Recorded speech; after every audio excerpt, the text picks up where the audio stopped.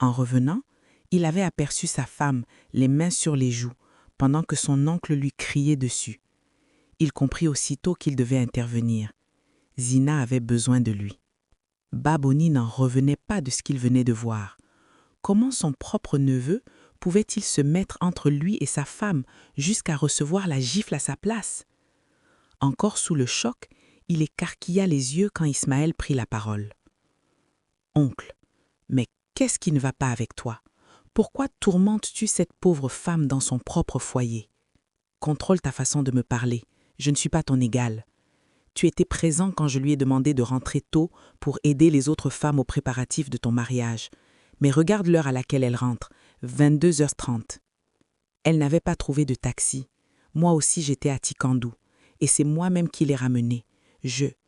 Il n'eut même pas le temps de finir que l'oncle, les yeux grands ouverts, s'exclama. « C'est toi qui l'as ramenée? Alors c'était ça ton plan?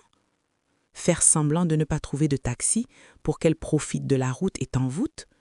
Tu es vaincu par Allah. » Zina n'en revenait pas. Peut-on haïr quelqu'un à ce point? Qu'avait-elle bien pu faire pour mériter un tel mépris? Ismaël jeta un coup d'œil à sa femme. Elle ne pleurait plus, mais ses yeux reflétaient une immense tristesse.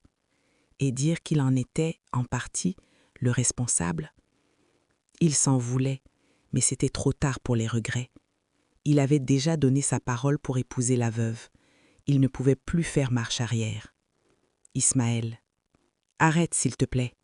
Elle n'a rien tenté. En plus, c'est moi qui l'ai forcée à monter dans ma voiture, à l'aide de mes autres passagers. Peu importe. Tu trouves normal qu'une femme mariée rentre de sa promenade à 23h moins?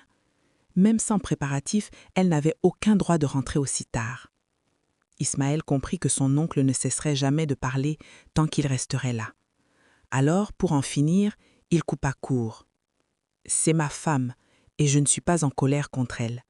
Elle n'est pas allée se promener, mais chercher des marchandises. Tu devrais aller dormir, il se fait tard. Zina, tu peux partir. Bonne nuit, et à demain, mon oncle. » Les deux rentrèrent dans leur chambre. Laissant Baboni abasourdi, il n'en revenait pas. Est-ce que c'était bien Ismaël, son propre neveu, qui venait de lui parler ainsi? Il se le jura. Il n'en avait pas encore fini avec Zina. Non, il n'avait même pas encore commencé. Qu'elle se prépare bien.